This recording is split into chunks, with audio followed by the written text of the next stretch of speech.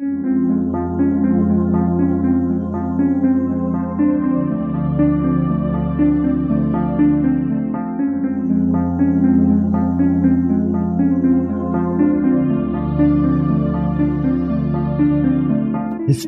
tells the story of the world and of our lives.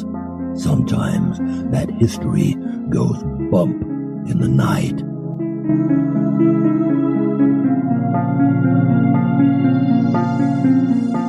Broadcasting from the center of oddity and the supernatural in Central Florida, it's the History Goes Bump podcast.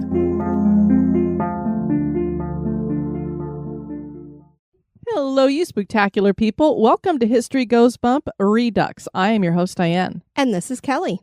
Kelly, on this Redux, we're going back to a little intimate location in San Francisco called Alcatraz. Sweet. Have you ever been to Alcatraz? I've just been by it on a boat with my parents. Well, that's closer than me. I haven't even been anywhere near San Francisco, and I have a feeling I never will. Are you ready to go back? I'm ready.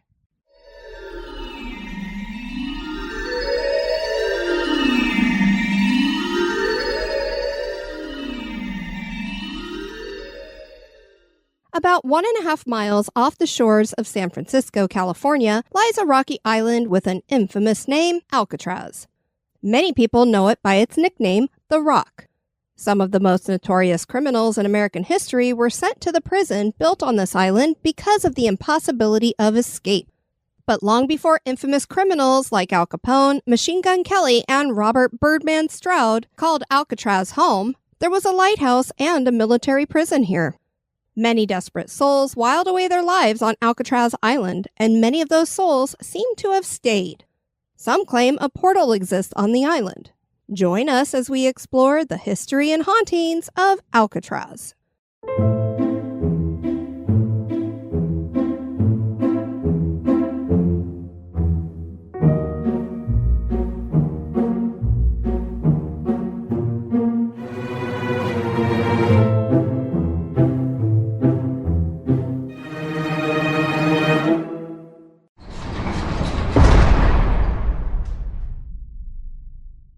Alcatraz was first discovered by a Spaniard named Juan Manuel de Ayala in 1775. The island was covered in birds, particularly pelicans, and so Ayala named the island La Isla de los Alcatraces. Alcatraces translates to pelican in English and was anglicized to Alcatraz later. Native Americans, specifically the Miwok, had known about the island for centuries before the Spanish. They had used the desolate island with the sheer rocky sides as a place of banishment. The tribes believed evil spirits lurked on the island, so it was a fitting place for those that broke tribal law. But they also gathered food there in the form of sea life and bird eggs. The Mexican government gave Alcatraz to a man named Julian Workman and instructed him to build a lighthouse on the island. Workman did not bother with a lighthouse. He instead gave the island to his son-in-law, Francis P. Temple, who also did nothing with the island.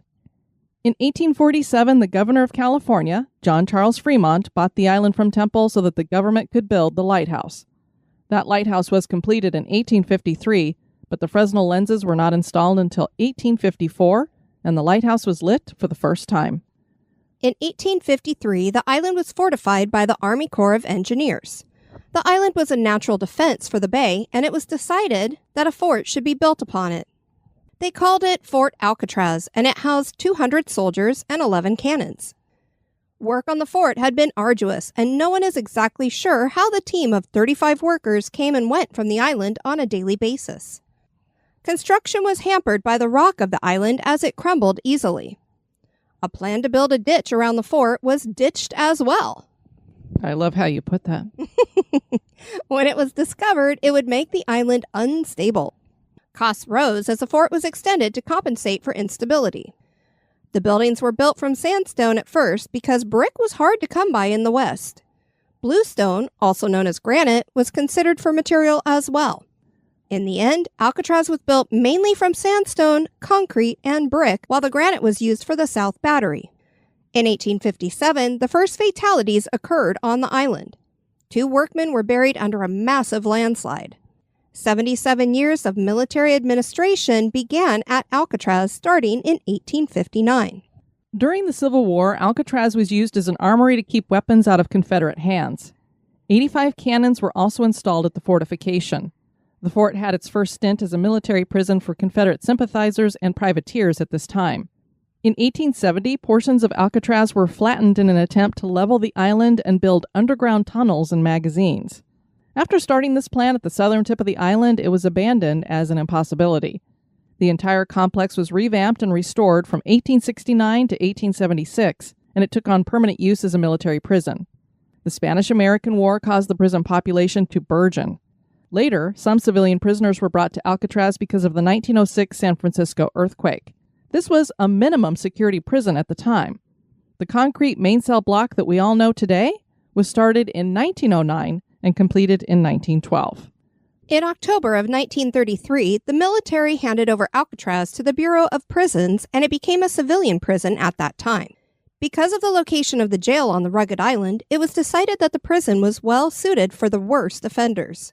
San Franciscans were not happy with the plan to house the worst of the worst off their shores. Unbelievably, at least 17 military prisoners successfully escaped Alcatraz. This would not be the case after Alcatraz became a federal penitentiary, as we'll discuss later. It was not always the worst criminals that found themselves in Alcatraz. Conscientious objectors were sent there during World War I. Generally, if a prisoner ended up at Alcatraz, it was because he had caused trouble at another prison. Staff was trained in security, but not rehabilitation. The first group of 137 prisoners arrived in 1934 to find the prison fortified in a way it had never been before. Double grating cell bar walls were installed as well as plate doors. Everything was built tool-proof. The mess hall and main entrance had been rigged with ceilings that had built-in tear gas canisters that could be remotely activated. Good grief. Employees of the jail lived on the island with their families. The federal penitentiary ran for 29 years. During that time, 14 escape attempts were made by 36 convicts. None of them succeeded. 23 were captured before they could escape. The rest did not fare as well. 6 were shot to death, 2 drowned, and another 5 went missing and were presumed drowned. One of the most famous of these escapes has been studied for years, as some people believe that this escape was actually successful. Ted Cole and Ralph Rowe were convicted bank robbers from Oklahoma. They each had attempted to escape from McAllister Prison, so they were sent to Leavenworth Prison and eventually transferred to Alcatraz in 1936. The men got together and devised a well-planned escape. They'd used a hacksaw blade to weaken the window bars of a window at the mat shop that they worked in and used grease and shoe polish to disguise the damage. They climbed through the window on December 16, 1937 and made their way to the water's edge. They then disappeared into San Francisco Bay.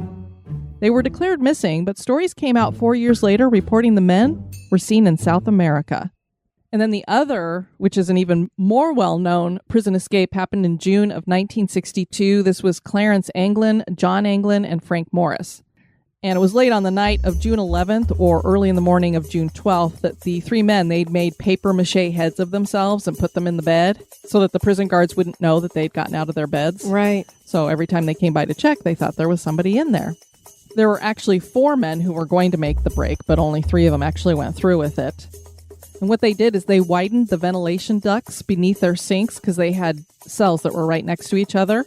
And then they used saw blades that they found on the prison grounds and metal spoons from the mess hall and even an electric drill that they had improvised from the motor of a vacuum cleaner to make their way through these ventilation ducts and make the walls bigger, the holes in the walls bigger. They concealed their work with painted cardboard and masked the noise with Morris's accordion. So he would play his accordion while the others were digging. Once the holes were wide enough to pass through, the men accessed the unguarded utility corridor behind their cell tier and climbed to the vacant top level of the cell block. They set up a clandestine workshop up there. They had 50 raincoats that they had stolen, and they made life preservers out of them. And Morris actually got the idea from a 1962 issue of Popular Mechanics. They assembled a 6 by 14-foot rubber raft, the seams carefully stitched by hand and sealed with liquid plastic that was available in the shops that they worked in. And then they used heat from nearby steam pipes. They made paddles out of plywood and screws, putting them together that way. They climbed a ventilation shaft to the roof, removed the rivets holding a large fan in place. Guards did hear a loud crash as they broke out of the shaft, but nothing further was heard, so they just was like, probably wasn't anything major. No big deal. Then the guys hauled their gear with them. They went 50 feet to the ground by sliding down a kitchen vent pipe. They climbed 2 12-foot barbed wire perimeter fences. At the northeast shoreline, near where they had this power plant, there was a blind spot in the cameras, so they couldn't see them. So they inflated their raft with a concertina that they had stolen from another inmate and modified to serve as a bellows. At some time after 10 p.m., they boarded the raft, launched it, and departed toward Angel Island, which was 2 miles to the north. They didn't find out that they had even left until later on that morning. And I do believe the raft washed up at some point, so they were like, oh, these guys probably drowned or something. And Josh Gates even did an expedition episode about this, trying to find these guys and figure out, did they survive? There is actually a warrant still out for their arrest that will expire in 2030. They'll be about 100 years old if they get them back then. And there were people who said that these guys also had made their way to South America, that Clarence Anglin was living in Brazil, and he sent cards back to his family letting them know that he was alive, so that's what made them think he was alive. So it's an interesting case.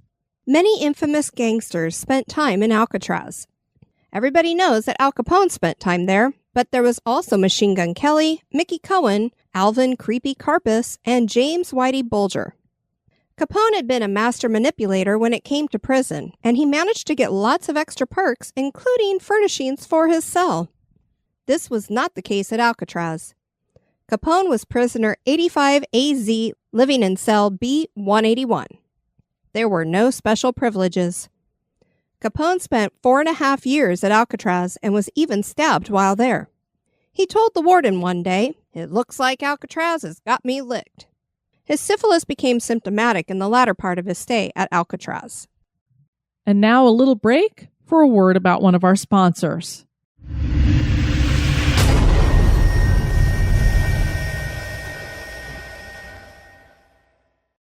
Alcatraz was tough for everyone there. A prisoner had a right to food, medical care, clothing, and shelter, but that was it. Anything else was a privilege, and daily life was very monotonous. Some prisoners were sent to the strip cell. This was an isolation cell. Prisoners were forced to strip naked before entering the cell, and they were given only bread and water while in there. And Kelly, as we know through our travels into all these jails, that basically is concrete to the human digestive system. Right. The cell was dark, had no sink, and a hole in the floor served as a toilet. A step up were 5 cells dubbed the Hole. These cells had a sink, light bulb, and a toilet, but they were isolated. There are stories that some inmates were tortured. In 1946, one escape attempt led to the Battle of Alcatraz. Bernard Paul Coy had shimmied up a gallery and pried apart the cell bars. He had covered himself in axle grease and dieted down so that he fit through the bars. That's one way to get through. He had spent months studying the routine of the guards. He grabbed a club, surprised a guard, and nearly beat him to death. Coy then lowered guns and keys down to some accomplices. 9 unarmed guards were captured and locked in cells. The escape attempt was foiled when one of the guards hid the main key that Coy needed in a toilet. Yummy. Joseph Kretzer, one of the escapees, took his rage out on the jailed officers and opened fire on one of the cells. Gunfire was exchanged and another officer was hit and killed. The Marines were called in to help rescue the captured officers and restore order. The battle lasted 48 hours. 2 officers and 3 inmates died during the fight. The prison was closed on March 21st, 1963 due to saltwater deterioration and the expense of running a place like Alcatraz. Native American activists took over Alcatraz in November 1969 to protest government actions against Native Americans. The Treaty of Fort Laramie was signed in 1868, and this was an agreement between the United States and the Lakota people, Yanktonai Dakota, and the Arapaho Nation. This agreement basically said that retired, abandoned, or out-of-use federal land would go back to the indigenous people who had occupied it previously.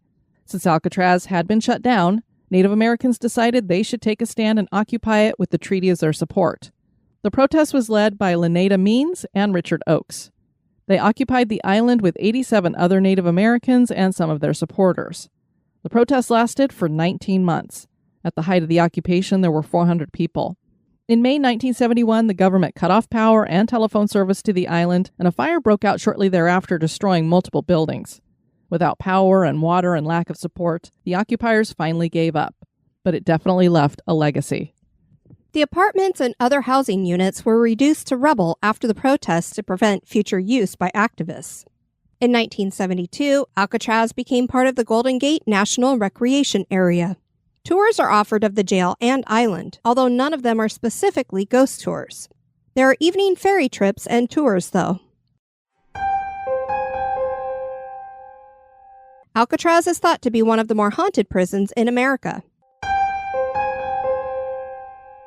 Full-bodied apparitions are seen of both inmates and guards.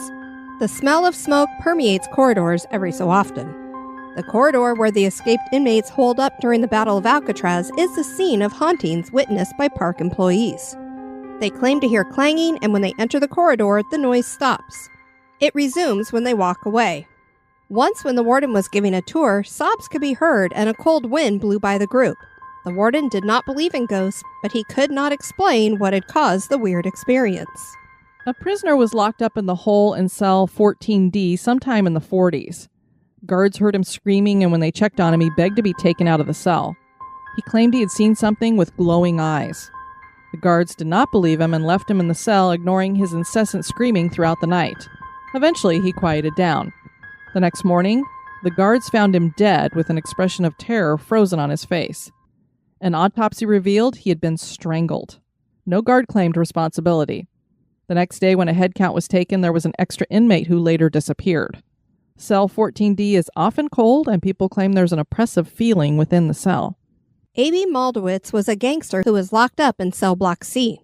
His brutal ways earned him the nickname the Butcher. Another prisoner in cell block C killed him. A psychic claimed that she was hearing from someone in the jail claiming to be the Butcher. The spirit is frightening. The Butcher is not the only gangster hanging around in the afterlife.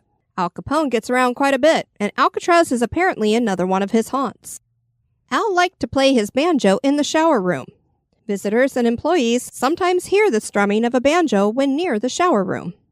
One of the more famous ghost prisoners here is Rufus McCain. He has been seen or felt many times. The signs of his presence include such things as his old cell remaining ice cold. People feel very strong emotions when they step into that cell, and some old guards reportedly saw glowing red eyes coming out of this cell when it was an active prison. A strange murder that occurred during the active prison years gave more fodder to the story that McCain was still haunting the area because guards blamed his ghost for committing the act. Ghost Adventures investigated in 2013. The guys heard bangs and screams, and Billy felt very uncomfortable in cell 14. They captured an EVP saying, "Come back." Come back. Oh. Be sure to bring your death certificate. The obelisk gave the words fire, threshold, doctor, opening, mist, and touch. When that mist word came across, a camera captured a mist-like ball heading down to a room. 2 different light energies were captured in cell 13. Jay also felt uncomfortable in there. Ghost Hunters visited during season 6 on their 100th episode, and they did a live interactive event with it. Steve and Tango smelled soap in the hospital cell where Birdman Stroud spent 11 years. He was a neat freak and showered regularly and shaved his entire body. All right. They thought perhaps the Birdman was visiting. There have been reports of an apparition in this cell. The group captured an EVP saying, Harry Burnett 374. Checking prison rolls, they do find a Harry Burnett, and 374 was his number. Wow. Very interesting. Troy Taylor on his website prairieghosts.com writes, according to sources, a number of guards who served between 1946 and 1963 experienced strange happenings on Alcatraz. From the grounds of the prison to the caverns beneath the buildings, there was often talk of people sobbing and moaning, inexplicable smells, cold spots, and spectral apparitions. Even guests and families who lived on the island claimed to occasionally see the ghostly forms of prisoners and even phantom soldiers. Phantom gunshots were known to send seasoned guards cringing on the ground in the belief that the prisoners had escaped and obtained weapons. There was never an explanation. A deserted laundry room would sometimes fill with the smell of smoke, even though nothing was burning. The guards would be sent running from the room, only to return later and find that the air was clear. Mark Twain visited Alcatraz and wrote that the experience left him feeling weird and described it as being as cold as winter, even in the summer months. Nearly every guard who worked at Alcatraz had some kind of unexplained experience. The intense feelings experienced at Alcatraz have left something to linger. What that is, no one can know for sure. Do the evil spirits that the Native Americans claim lived on the island actually exist? Have former prisoners from the military days and the civilian days decided to stay in the afterlife? Is Alcatraz haunted? That is for you to decide. Thanks so much for joining us on This Redux. I've been your host, Diane. And this has been Kelly. You take care now. Bye-bye.